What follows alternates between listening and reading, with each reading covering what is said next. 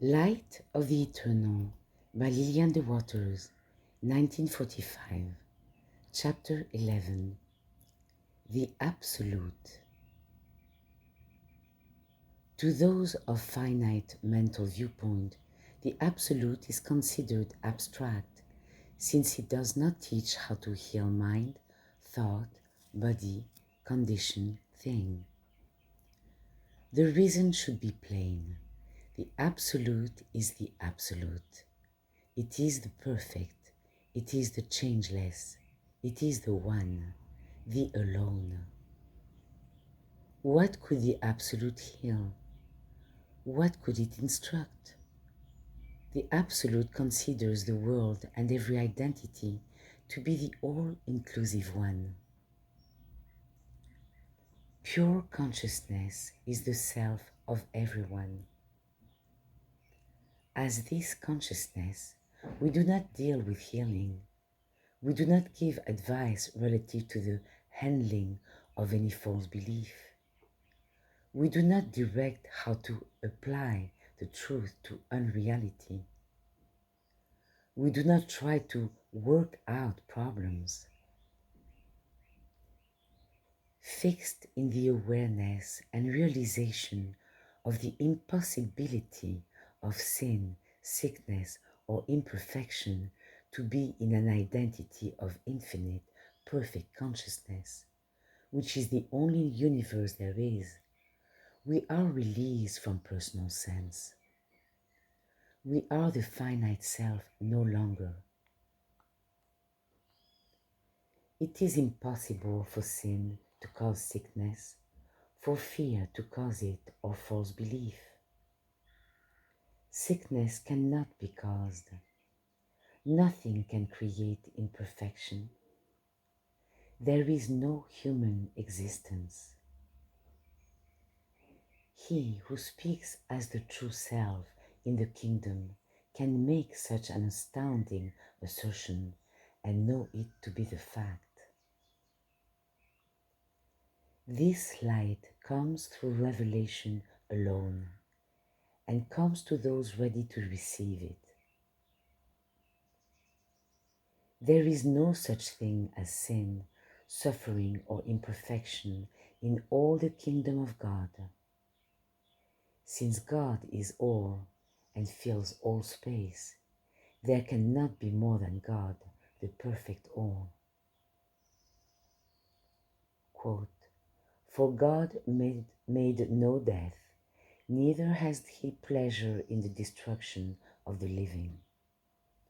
For he created all things that they might have their being, and the generations of the world were healthful, and there is no poison of destruction in them, nor the kingdom of death upon the earth." Solomon 1:13-14, Apocrypha.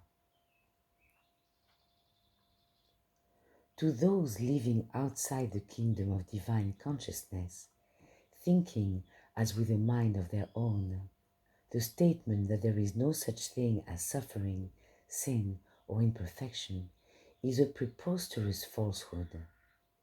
They can furnish plenty of proof to the contrary. He who is seeing and thinking as divine consciousness knows whereof he speaks. His understanding cannot be moved. He comprehends the challenging words of the all-victorious one. Which of you convinces me of sin? John 8:46. Truth cannot be taught, it can be told. Truth cannot be made, it can be perceived. Truth cannot be earned, won, or demonstrated. It can be perceived and experienced.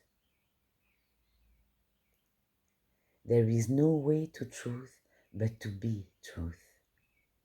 No way to have but to take. No way to understand reality but to be divine consciousness. Identifying oneself as a mind other than divine consciousness, a self other than the I am, and an existence which is not the eternal and perfect, is an attempt to be a personal God unto oneself. Accepting the one God to be all of us, we are divinely entitled to all that God is, even as rays of light do not give forth light of single rays, but light of the whole sun. The one infinite God is the self of all identities. All identities are the one infinite God. Who is to believe our report? Who is to experience sublime reality, the unconditioned absolute? You and I, when through the heart we identify ourselves truly. And if we do not make such true identification, then necessarily we shall see as another, think as another, experience as another. Not actually, of course, but it will seem real enough to us if we voluntarily remain apart from the one we really are, even as our dreams seem real and certain to us while we sleep. If one has turned from God, his perfect self, to form a mind of his own, it should be self-evident that he cannot make his return through this same self-created mind and thinking. He must come through the heart. The heart alone is the point of contact between oneself as another and oneself as God.